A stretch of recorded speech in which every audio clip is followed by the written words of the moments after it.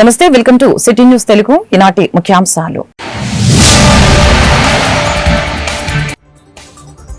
CM Chandrababu అధ్యక్షతన CRDA సమావేశం. అమరావతిలో 2700 కోట్ల రూపాయల పనులకి ఆమోదం తెలిపిన రాష్ట్ర ప్రభుత్వం.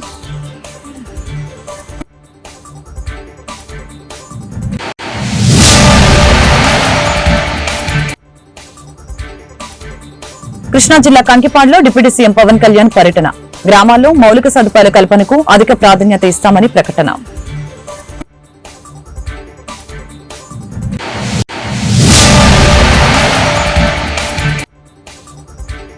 రాష్ట్రంలోని అన్ని జిల్లాలను సమానంగా అభివృద్ధి చేస్తాం. జనవరి 15 నాటికి రాజధాని ప్రక్రియ పూర్తి చేస్తాం. మంత్రి నారాయణ వెల్లడి.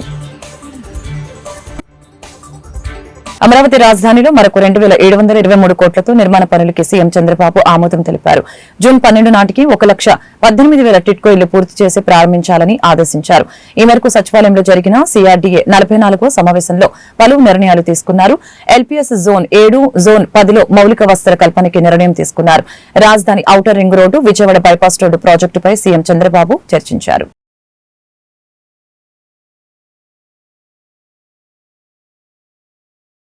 కృష్ణా జిల్లా కంకిపాడు మండలంలో డిప్యూటీ సీఎం పవన్ కళ్యాణ్ పర్యటించారు. గుడవరు గ్రామంలో పంచాయతీరాజ్ గ్రామీణ అభివృద్ది శాఖ ఆధ్వర్యంలో చేపట్టిన పలు అభివృద్ది పనుల్ని ఆయన పరిశీలించారు. రోడ్డు పనులు జరుగుతున్న చోట గొయ్యి తీయించి నాణ్యతను పవన్ కళ్యాణ్ పరిశీలించి అధికారులతో మాట్లాడారు.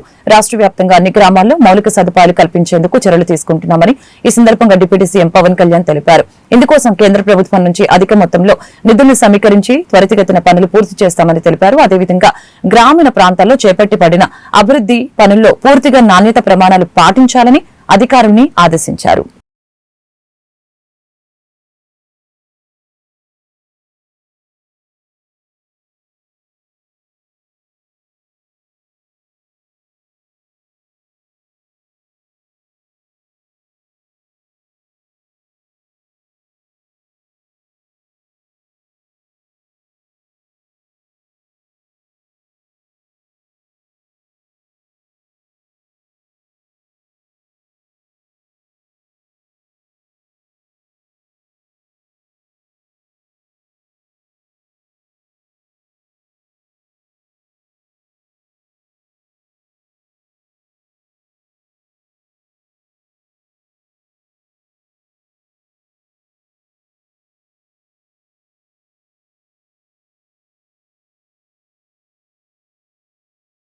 రాష్ట్రంలోని 26 జిల్లాల్లో సమానంగా అభివృద్ది చేసేందుకు ప్రణాళికలు సిద్దం చేస్తున్నట్లు మంత్రి నారాయణ తెలిపారు.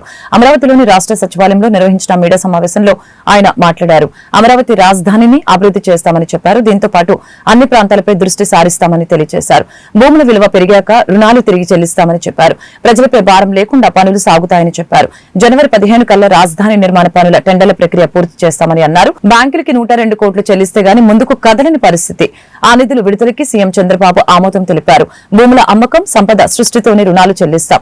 వైసీపీ నేతలకు ఇంకా అమరావతి రాజధానిపై కక్ష తీరలేదు. అందుకే ఆ పార్టీ విష ప్రచారం చేస్తుందని నారాయణ విమర్శించారు. అమరావతి రాజధాని క్యాపిటల్ సిటీ 44వ అథారిటీ మీటింగ్ సిఆర్డీ జరిగింది. దాంట్లో జూన్ 7, జూన్ 10 లేఅవుట్ రోడ్స్ కు సంబంధించి 2723 కోట్లతో యాక్చువల్గా ఈరోజు అథారిటీ యాక్సెప్ట్ చేసింది.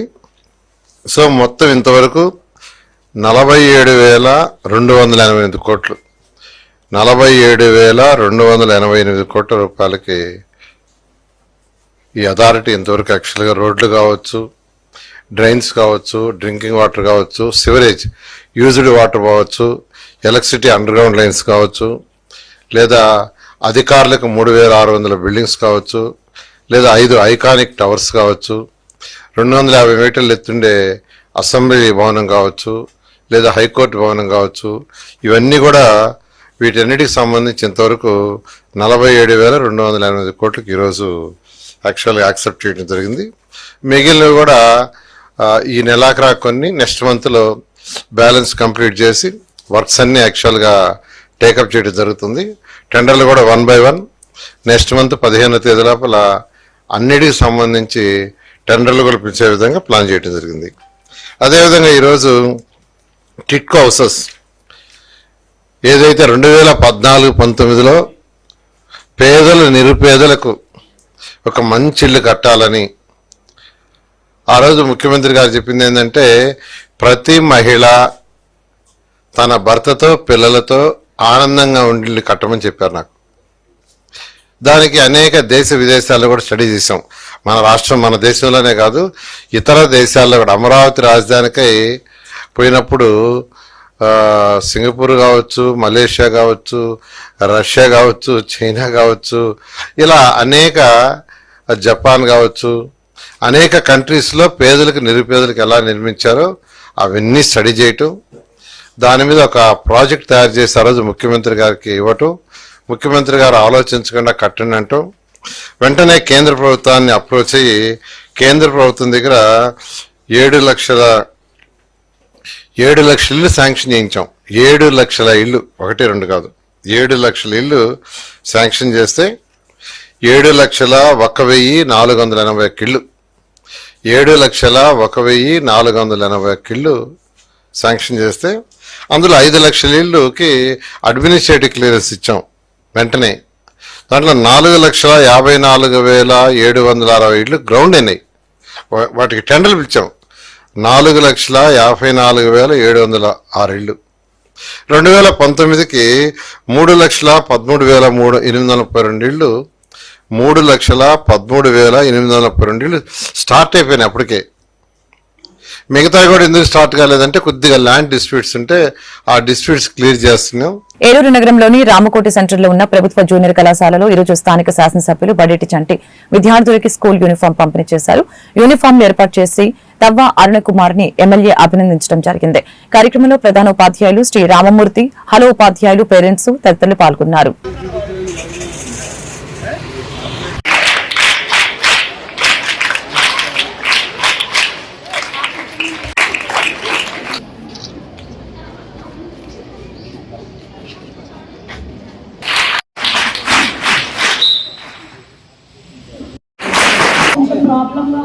అవునమ్మా, అది చెప్పారు నాకు. మీ పేరెంట్స్ తో లెటర్ రాసిమ్మని. చూడండి, తీసుకుంటే చూడండి.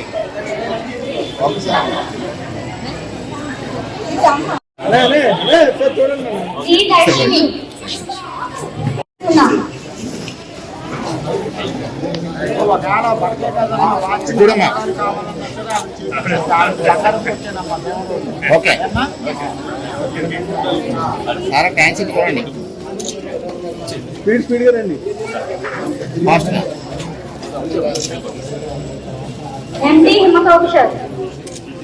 ముందుకేసి ఎవరైతే దాతలు ఉన్నారో వాళ్ళందరినీ కూడా పిల్లల విషయంలో అవ్వచ్చు, ఊర్లో పరిపాలనలో కొన్ని ఏదైతే పెద్ద హాస్పిటల్కి సంబంధించి కానీ మెడికల్ క్యాంపులు అవ్వచ్చు, అలాగే ఎడ్యుకేషన్ లో పిల్లలకి నాకు వచ్చేటప్పుడు కూడా పుస్తకాలు పెన్నులు ఇమ్మని అనేక స్కూళ్ళకి పంచడం జరిగింది, వాళ్ళందరికీ ఉపయోగపడాలనే ఉద్దేశంతో. ఇప్పుడు అలాగే మా తవ్వ అరుణకుమార్ గారు ఎవరికైతే ఇంటర్మీడియట్ వాళ్ళకి యూనిఫామ్ ఇవ్వలేదని అనుకున్నారో వాళ్ళకి ఇవ్వడానికి కనుక్కుని మరి ఆవిడకి ముందు ఇచ్చినందుకు ఆవిడ ముందుగా అభినందించడం జరుగుతుంది. అలాగే హెడ్ మాస్టర్ గారు ఇందాక ఫ్లోరింగ్ గురించి చెప్పారు. అనేక మంది దాతలు ఇక్కడే ఉన్నారు. మా చెక్క రాజా గారు మీరు ఐడెంటిఫై చేసుకుని అడిగితే ఒక్కొక్క కార్యక్రమం ఒక్కొక్కరు చేస్తారు. మీరు ఆవిడ నోటీస్ లో పెట్టండి.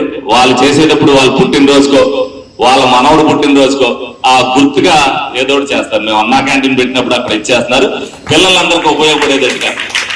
ఎందుకంటే ఆ కార్యక్రమానికి కూడా నేను వస్తా. మీడియా పరంగా వాళ్ళకు కూడా పేరు ప్రతిష్టలు రావాలి, వాళ్ళు సమాజంలో ముందుకు వచ్చి ఆ సేవ చేశారని 10 మందికి తెలియాలి, వాళ్ళని చూసి ఇంకొకరు చేయాలనే ఉద్దేశంతో ఆ ఇన్స్పిరేషన్ గా నేను ఇప్పటికి 40-50 కార్యక్రమాలు ప్రజలతోనే చేయించాను. ఎందుకంటే అన్ని ప్రభుత్వమే చేయలేదు, ప్రజలు కూడా వాళ్ళు సంపాదించే దాంట్లో సేవా కార్యక్రమాలు 5%, 10%. సేవ అంటే అనేక రకాలుగా చేయొచ్చు. 10 మందికి ఉపయోగపడేది ఏదైనా సరే సేవే.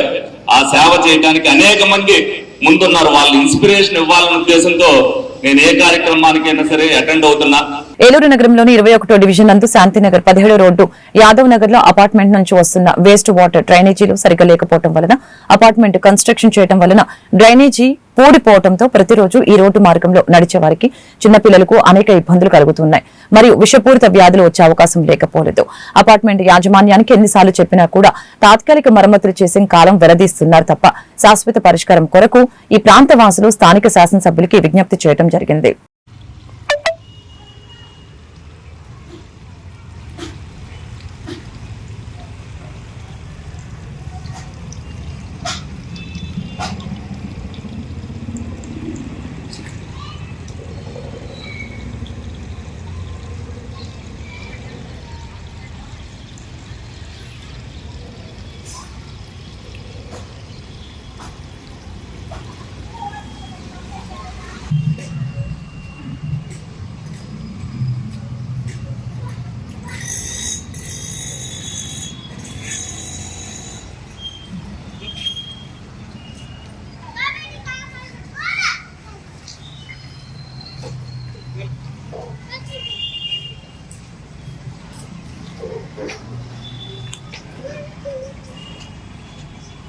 ఏలూరు నగరంలో community paramedics primary health care providers welfare association 62వ వసంతాల వేడుకలు ఘనంగా జరిగాయి. ఈ వేడుకలకి ముఖ్య అతిథులుగా ఏలూరు శాసనసభ్యులు Badeti Chanti, Vijayawada zone APSRTC chairman Reddy Appal Naidu హాజరయ్యారు.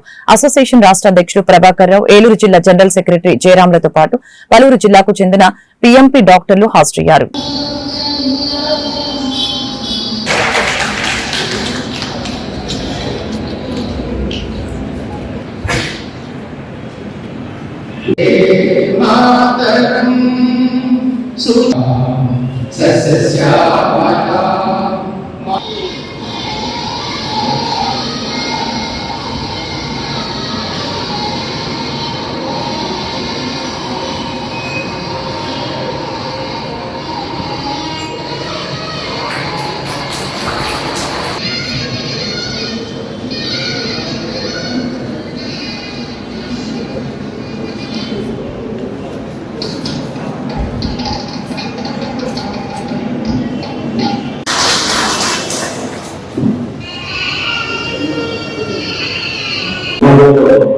పిఎంపీ పాత్ర చాలా అవసరం.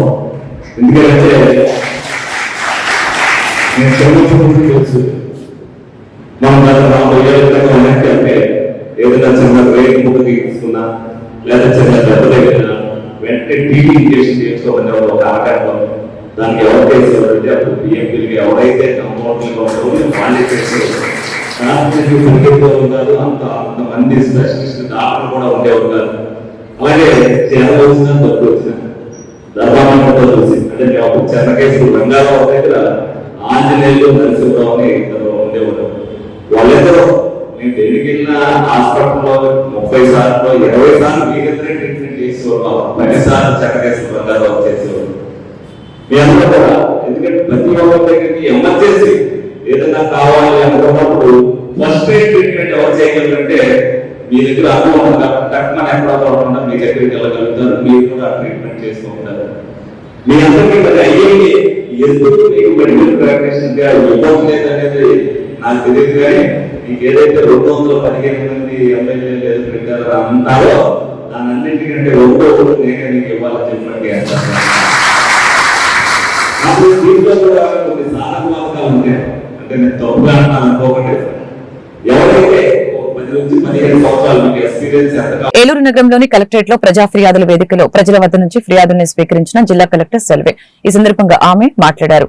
జిల్లా అధికారులు సకాలంలో స్పందించాలని చెప్పారు. ఇదిలా ఉండగా ఏలూరు జిల్లాలో ప్రజా సమస్యల పరిష్కార వేదికలో వినతులనిచ్చేందుకు వచ్చే అర్జీదారుల కోసం జిల్లా కలెక్టర్ వెట్రి సెల్వి ఏర్పాట్లు చేశారు. కుర్చీలు, త్రాగునీటి సౌకర్యాలని కల్పించడం జరిగింది.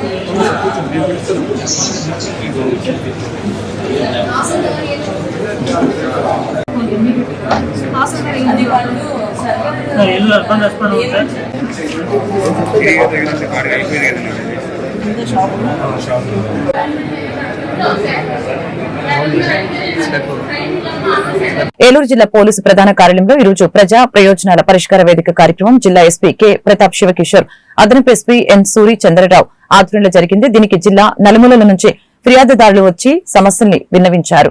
అలాగనే ఫిర్యాదులతో ఎక్కువగా భూ తగాదాలు మరియు వివాహ సంబంధమైన విషయాలపై ఫిర్యాదులు ఎక్కువగా అందడం జరిగింది. అదేవిధంగా మహిళా ఫిర్యాదుదారులు చిన్నపిల్లలతో రావడానికి గమనించిన ఎస్పీ చిన్నపిల్లలకి స్వీట్స్ బిస్కెట్లు పంచిపెట్టారు.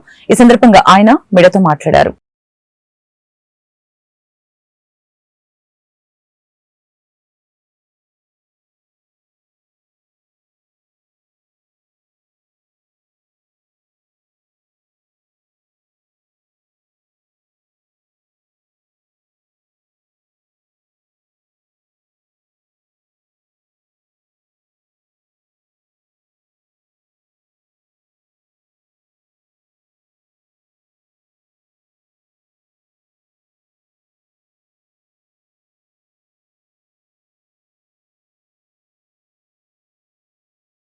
ఏలూరు జిల్లా కైకలూరు నియోజకవర్గం కైకలూరులో నియోజకవర్గ శాసనసభ్యులు డాక్టర్ కామినేని శ్రీనివాస సారథ్యంలో దళిత క్రైస్తవ శ్మశాన వాటిక అభివృద్ధిలో భాగంగా సమాధులపై దట్టంగా పెరిగిన ముళ్ల చెట్లను తొలగించిన కమిటీ సభ్యులు. కార్యక్రమంలో పాల్గొన్న దళిత క్రైస్తవ శ్మశాన వాటిక పరిరక్షణ కమిటీ అధ్యక్షులు వీరాబత్తిన సుధా, సహాయ కార్యదర్శి సూరగాని కిరణ్, కార్యవర్గ సభ్యులు పానం కిషోర్, గొంతుపులి నరేష్, గొంతుపులి సతీష్, కర్రి డేవిడ్, రాజు తదితరులు పాల్గొన్నారు.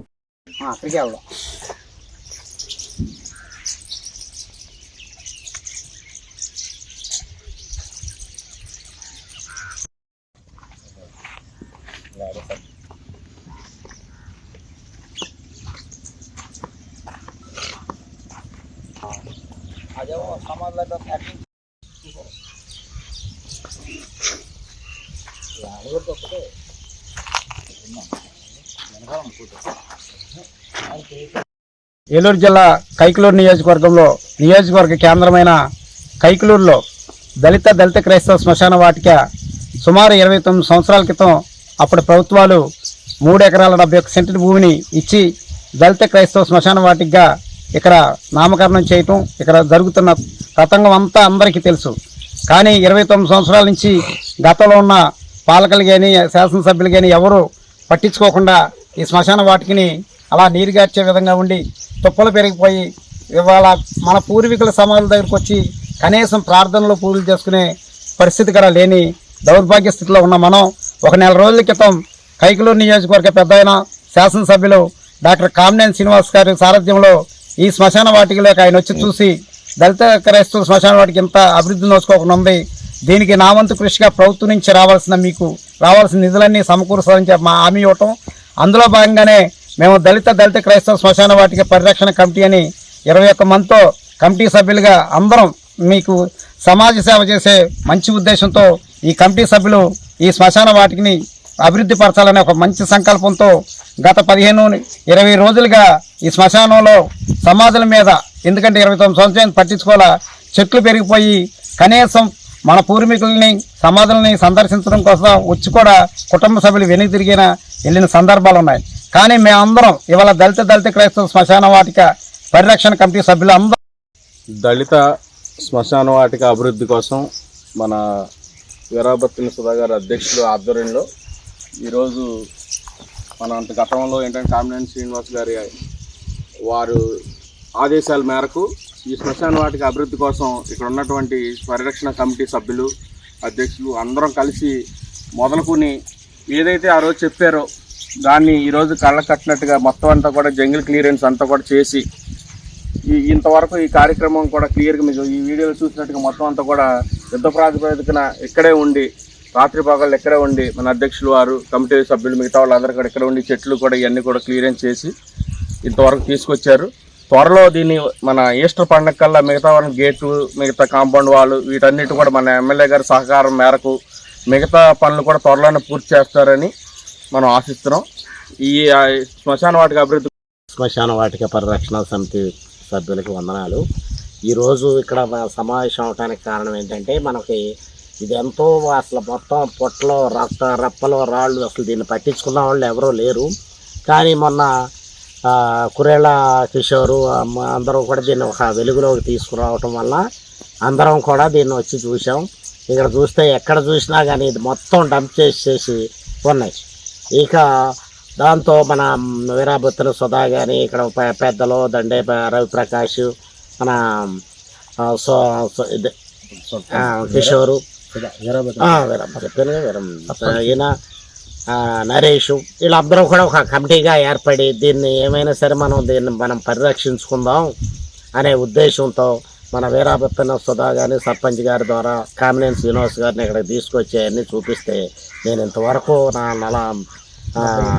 78 సంవత్సరాలు. కేంద్ర ప్రభుత్వం తీసుకువచ్చిన నూతన మార్కెట్ చట్టం ముసాయిదాను తక్షణమే రద్దు చేయాలని, రైతు ఉద్యమంపై నిర్బంధ చర్యలు ఆపాలని, రైతు సంఘాలతో కేంద్ర ప్రభుత్వం వెంటనే చర్యలు జరపాలని రైతు నాయకులు జర్జిత్ సింగ్ దలేవాల్ ప్రాణాలు కాపాడాలని డిమాండ్ చేస్తూ సంయుక్త కిసాన్ మోర్చా దేశవ్యాప్తంగా ఇచ్చిన పిలుపులో భాగంగా ఏలూరు నగరంలో నిరసన కార్యక్రమాన్ని నిర్వహించడం జరిగింది. పాత బస్టాండ్ లో డాక్టర్ బిఆర్ అంబేద్కర్ విగ్రహం వద్ద రైతు సంఘాల, కార్మిక సంఘాల ఆధ్వర్యంలో దహనం చేసి కేంద్ర ప్రభుత్వం నిర్బంధం చర్యలపై ఆగ్రహం వ్యక్తం చేశారు.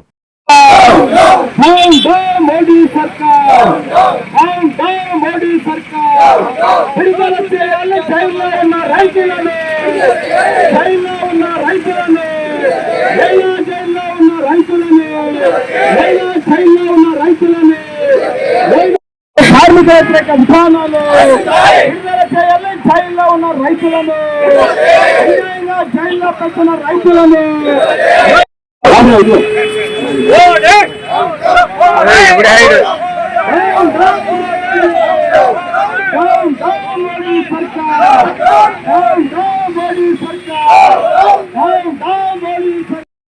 రద్దు చేయాలి. 450 కోడులను రద్దు చేయాలి. 3 వ్యవసాయ చట్టాలను వర్ధిల్లాలి. ప్రజా పోరాటాలు వర్ధిల్లాలి. కార్మిక పోరాటాలు.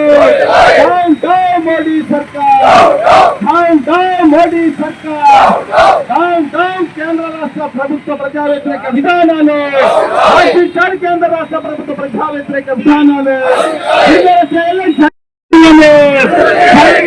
రైతులని జైల్లో ఉన్న రైతులని జైల్లో ఉన్న రైతులని జైల్లో ఉన్న రైతులని హరించే చట్టాలను వర్ధిల్లాలి. రైతాంగ పోరాటాలు వర్ధిల్లాలి. ప్రజా పోరాటాలు వర్ధిల్లాలి. కార్మిక పోరాటాలు వర్ధిల్లాలి. కార్మిక పోరాటాలు వర్ధిల్లాలి. రైతాంగ పోరాటాలు.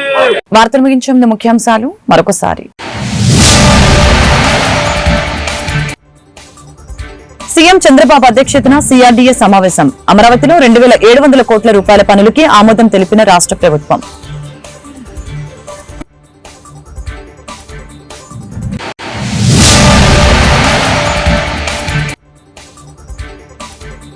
కృష్ణా జిల్లా కంకిపాడులో డిప్యూటీ సీఎం పవన్ కళ్యాణ్ పర్యటన. గ్రామాల్లో మౌలిక సదుపాయాల కల్పనకు అధిక ప్రాధాన్యత ఇస్తామని ప్రకటన.